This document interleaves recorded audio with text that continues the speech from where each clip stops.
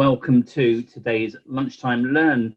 Big hello to those of you joining us right now as we're streaming it, and a big hello to those of you who are watching on replay. So today's Lunchtime Learn is focused on developing leaders and specifically using the Blake Mouton Managerial Grid, but more on that a bit later from Chris. So let me quickly tell you a bit more about My People Club and myself, James Perriman, and Christina. So My People Club essentially is an online platform, and it's focused very much towards people in a HR coaching and training profession, but also is very specific for people who run their own business, whether that's in HR coaching and training or indeed any area. But essentially, they're lacking in a HR department, they're lacking in leadership skills to grow the people in their organization. Now, what do we offer for all of those different people? Well, for HR people, there is a massive resource center full of hundreds of documents. We're talking policies, template letters, guides to help steer you and guide you and support you through all of those HR matters that you have to deal with when you're dealing with people in your organization. Now, if you're a coach, if you're a line manager, if you're a leader of an organization, you'll be really interested in the coaching area, where again, there are tools and templates, guides to give you an introduction to coaching, supportive documents that help you think about a coaching style when you're a manager. So they're all within the membership area too. And if you're a trainer, then there's lots of information there to help you design really effective and engaging training courses, whether that's offline or online, as we've probably been experiencing over the last 6 months or so. Now, in addition to all those areas, we also offer masterclasses by a range of experts who are outside of Chris and I in terms of our expertise, but they have their own niche, they have their own expertise, and they've been putting together video masterclasses with a workbook that supports the videos, and they get released every month. So at the beginning of every month, we do a new one. We're on our 9th one now, about to have the 10th one launching next month. And in the middle of the month, we do a Q&A live into our Facebook group with that expert, where they can answer some questions that we've got for them and questions that the people who are watching can ask. Now, it's not just about resources and templates and guides. It's about how you go about being successful in your profession, in your career, and in your job. And sometimes that's about having access to other businesses as well. So finding businesses that have the right software solutions for you, the right services that you need to run your business or to be successful in HR coaching or training. Sometimes it's just about knowing where you can go to get some decent food and a drink when you happen to be away with work.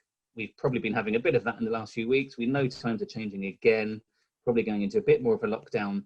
But we've got businesses and bars as well, and restaurants who are offering themselves, advertising themselves, and also offering some fantastic discounts to our paid members, up to 20% in cases. So I'm going to hand to Chris, who's going to talk more about the real focus topic of this masterclass. I'll be back at the end just to tell you a bit more about how you become a member of My People Club and where you can find us and follow us. So over to you, Chris. Thank you very much. So good afternoon, everybody. Today we are going to be looking at one of the leadership tools, so Blake Mouton Managerial Grid, and we are going to go through what it is, how you use it, what do the results tell you, looking at other leadership styles, and then we'll have a little wrap up and final word on the grid. So it'll be, obviously it's only a short half-hour session, but we'll get through as much as we can in that. And hopefully by the end of it, you will understand how to use the grid in your workplace and for yourself. So leadership, it's all about growth, isn't it? So it's only after you step outside your comfort zone that you begin to change, grow and transform. And that is so, so true. You'll probably have seen like the little circle that says like comfort zone and outside, like where the magic happens. And it's all about growth. So all of these tools are designed to help you grow, become more self-aware. They're not a punishment. So when you look at different employee psychometrics, and we've got loads of different psychometrics on the website, and you know, in our Q&As and in our free in other lunchtime learns, so you can have a look at those as well. But when we talk through, they're all different tools that you can use to see where you are at the moment. But it's really important to remember that you can change your style, you can change where you are on any of these grids or platforms or whatever it is that you're using, to grow and to further yourself and to help you and your team. So let's have a little dive into what it actually is. So you might have seen this before, you might not have. So it was developed in the 60s by a couple of theorists, and it's been well used across business for years and years and years. People have put their own spins on it and developed it further. but we're going to look at the basic concept today and how to use it and what it is. So essentially, it's a managerial grid framework which looks at leadership styles. So in the quadrants there, you can see 4 styles of leadership, and we'll go through those in a little bit more detail shortly. You've got across the bottom, concern for results. So that's basically how task orientated someone is. So obviously if you're at 0 on the left hand side, you're pretty not task orientated at all. And then if you go all the way to the other end of the axes at the 9, then you're extremely task orientated. So that's kind of like your horizontal axes. Vertically, then you've kind of got concern for people. So this is how people concerned you are. So, you know, if you're 0, then you're not really interested in anybody else. You know, you're only kind of interested in what you're doing. And then obviously if you're 9, then you're really, really people orientated. So again, that gives you the basis of the axes. So what do we use this model for? This model is really, really useful when you're looking at whether a person is more task orientated or whether they're more people orientated. And it's important to know that you'll go into different quadrants at different times, which we'll again explain as we go through the model. But it's really useful if you, and what I always find actually that these tools are really useful when you're doing like appraisals or assessments with people, because people don't really often take kindly to being told what they are, or you know, particularly if it's something constructive that you want them to improve on. But when you use something visual like this or one of the other tools that we talk about, it's a much softer way to talk to someone about where they might be. So if you've got someone who just gets their head down and just is so task orientated and is kind of oblivious to everything else that's going on, you know, that's not really what you want in a manager. So by using a visual tool like this, it's a really easy way to talk to them about their management style and say, look, this is where you scored, this is where you sit on the grid. Now, how can we get you to one of these, you know, to use some of the other grids? Whereas if you just sit down and say to someone, look, you know, you just got your head in the sand, you just, you know, on with doing your tasks all the time and you're not paying any attention to what's going on in the team or, you know, what's happening elsewhere, then people are much more likely to get quite defensive and not sort of take to that as well. So it's a really, really easy way to talk to people about their management styles and then also to self-assess. So let's have a little look at how we use the grid. So when you get started, basically you fill out a questionnaire, and on MyPeopleClub we have these questionnaires. So you have pages and pages of how to use the model and then this questionnaire that you fill out. And then basically when you fill out the questionnaire, it'll give you a couple of scores, and then you basically plot those scores on the axes, and that will tell you where you are at this moment in time. So if we look at the example, in this example, sorry, then you can see that the person scored 7 in the task, so they're quite task orientated, and they scored 4 in the people, so less people. So that put them in the square of authoritarian management. Now, like you say, you'll have different scores for different times. So you'll have a natural score. So for example, let me give you an example. You might be someone that's, you know, quite easygoing, maybe more of a country manager where you're very relaxed, all about having fun. But in an event of a crisis, you go in straight into authoritarian management because actually it's a crisis, you need things to happen here, now, you know, you haven't got time to do all the collaborating and debate about which way to go, you just need to get your team to do whatever they need to do to solve the crises. So that's just an example of how you can move between the grids quite easily. So this is just kind of looking at you in your natural state. So we'll talk about the styles as well. So it's, you know, the important thing is to see what style you are, understand all of the different styles, and then, you know, remember that you can change between the several different ones. So when you're looking at things, what do the results tell us? The results tell you what style of leadership you're in at the moment, and it also educates you on the other styles that are available to you. So if we go back and we'll just talk through some of the different quadrants. So if we start in the bottom left quadrant, the impoverished management, so this is kind of really where you don't want to be, because this really tells us that the person that scores in this quadrant is really unengaged. So, you know, they're not really that task orientated. they're not really that people orientated. So that's definitely not the type of person that you really want as a manager or even as an employee. So if you're getting somebody in that kind of quadrant, then it's really about how you're going to move them into the other quadrants, or how can you help them improve their performance and their outlook, because if they're in that space, then they're really not very engaged at all. So they're not engaged in doing tasks, they're not engaged with helping people and helping their team.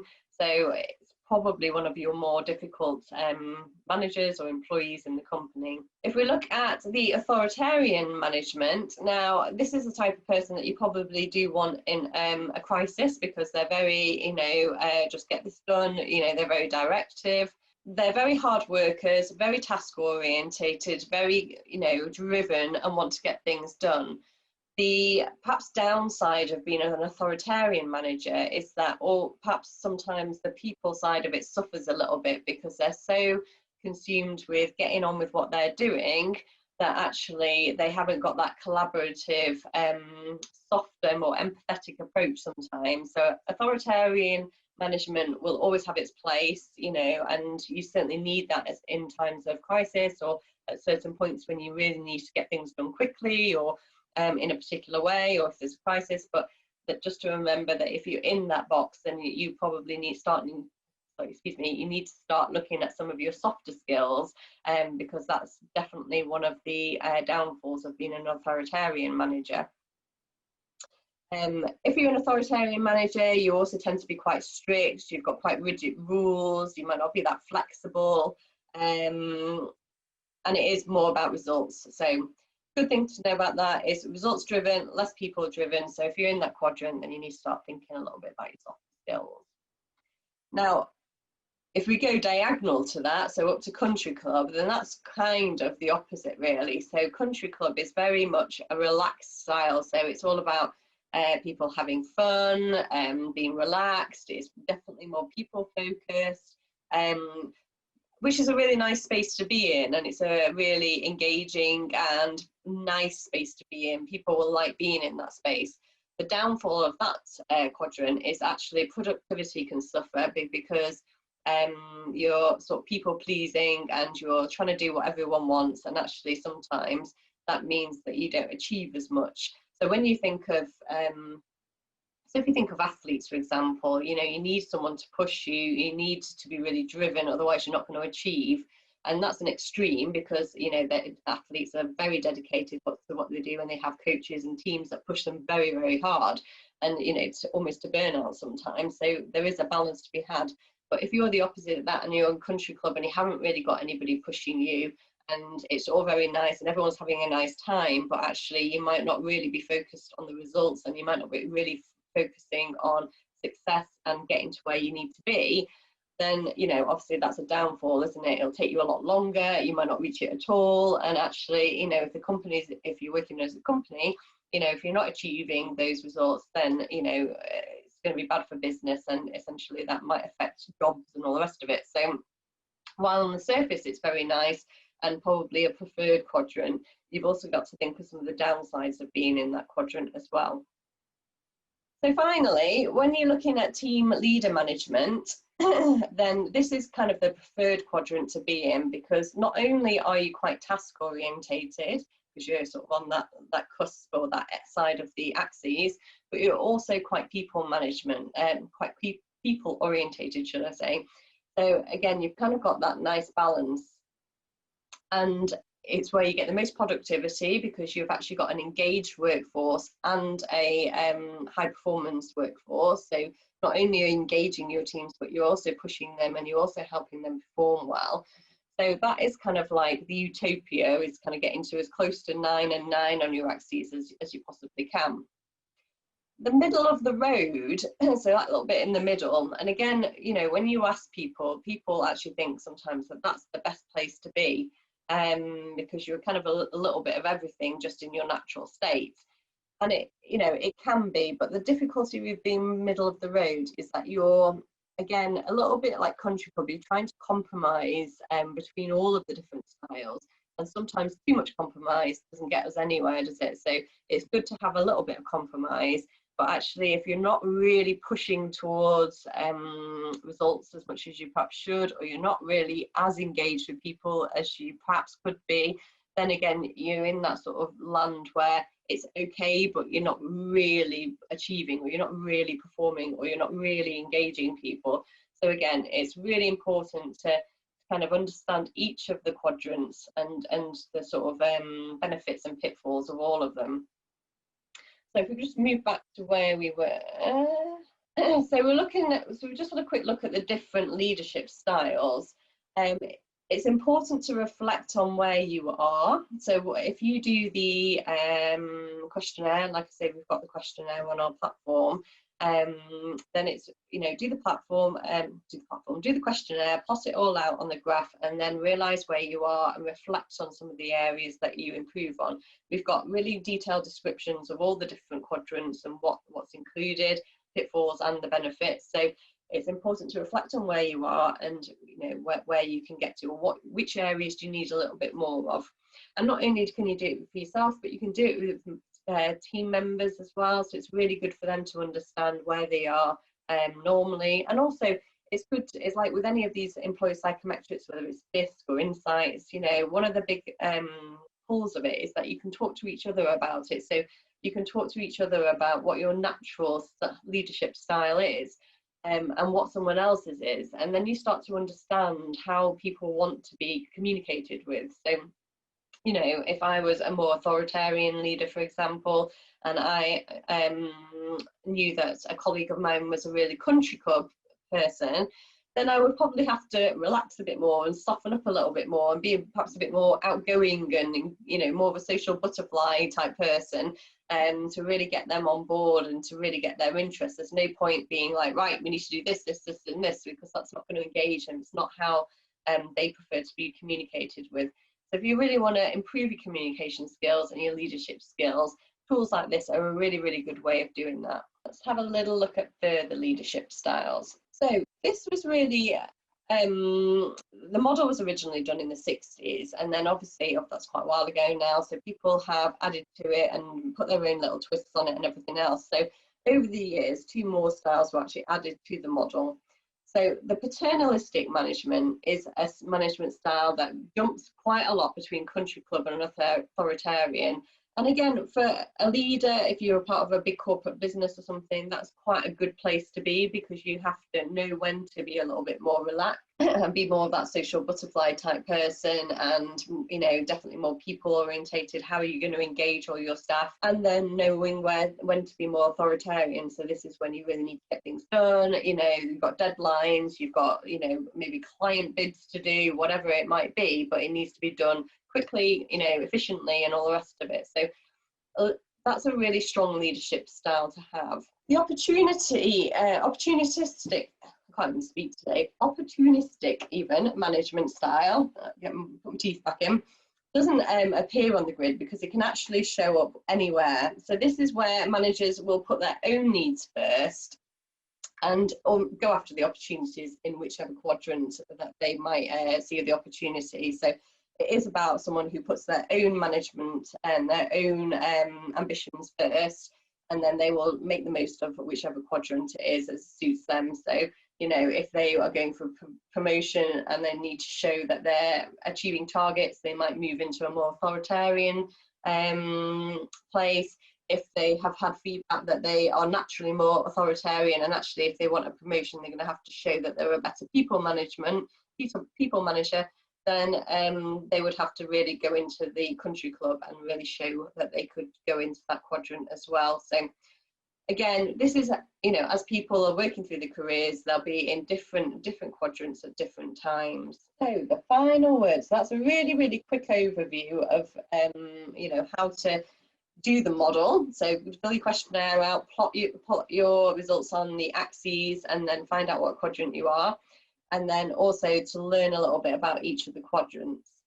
So the best place to be, as we sort of mentioned earlier, is a 9 on both axes. And don't be beating yourself up if you're not, because whatever you get is where you are now, and that's the best place for you now. And then it gives you where you need to go. And it might be it depends. So like you say, the team management is generally sort of utopia, but actually it might be that you need to work on being more directive if you want to progress, or you might need to work on your people management skills more. So, you know, just take it with a pinch of salt and then use it in conjunction with other tools and other things that you're doing. Don't, like the second point says, don't just dismiss the other sections on the grid, because different situations at work will cause will need you to drop into the different boxes. So like I say, in a crisis you might want to be more authoritarian, and there'll be times when you need to be a lot more empathetic, and you need to be more collaborative. So you definitely need to be in the team space when you're being really collaborative and trying to get people on board and trying to get their buy-in and things. So different times will call for different things.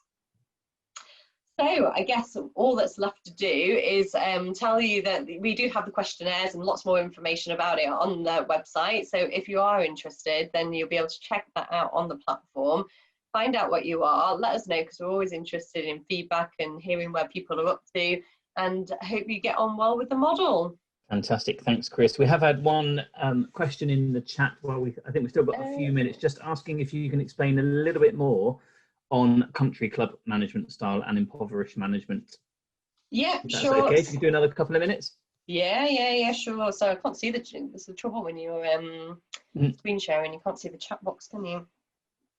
Yeah, so the impoverished manager is someone that's really ineffective, really. So, you know, that's either a really low performer, or it might be someone that's just gone into management and they've not really learned how to do things properly yet. So if you're in that bottom quadrant of the impoverished manager, then really you're not task focused. So you're not really pushing to achieve results or targets or objectives or whatever the company is giving you.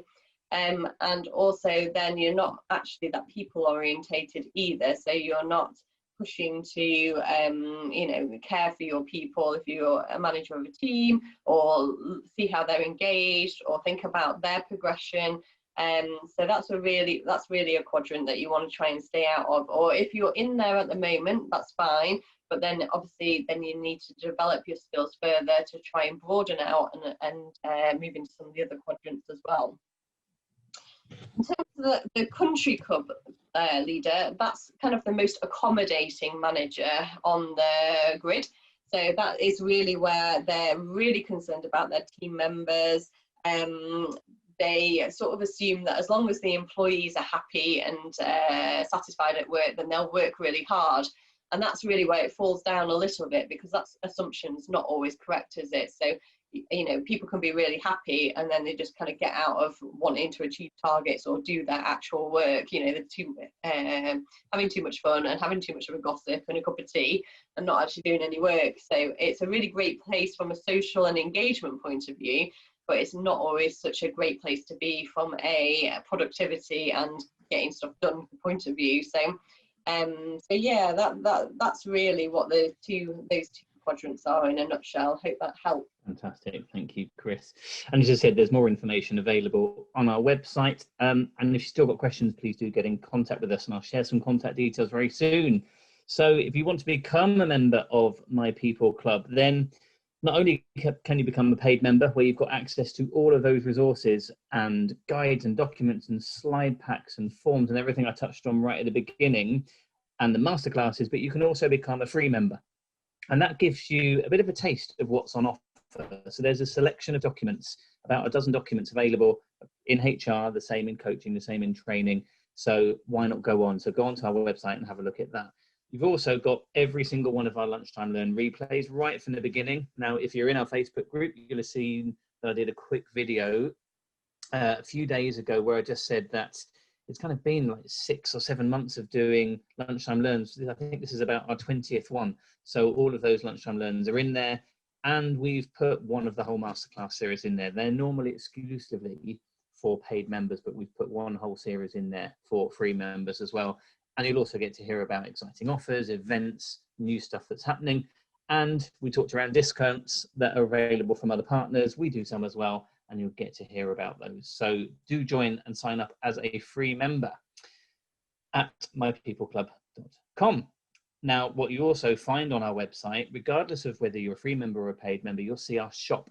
And on the shop at the moment is our first mini coaching course called Thriving in Challenging Times. We put that together right at the beginning of lockdown, essentially, because we knew that a lot of our audience were struggling. They were struggling to make sense of what was going on for them personally, professionally, and they needed help in terms of setting some goals, thinking about how they achieve those goals and adopt the right mindset. So we've got this mini coaching course that's available through our shop. There's 5 videos in there. They're really easy to follow. There's a really good workbook as well that runs alongside those video modules, and it's just £27. So head to our website and have a look. Now, what we're also going to do is expand the shop, because you probably guessed that My People Club is about finding everything you want in one place. And it's not just about Chris and I, it's about all the other fantastic experts out there, the fantastic businesses that have products and services that are relevant for you, for whatever you're needing. Now, we recognize that as much as we can develop an online course, as we have, we also individually as well run offline courses and online courses, either pre-recorded or live ones through Zoom, webinars, but we want to connect our audience to other people who do the same.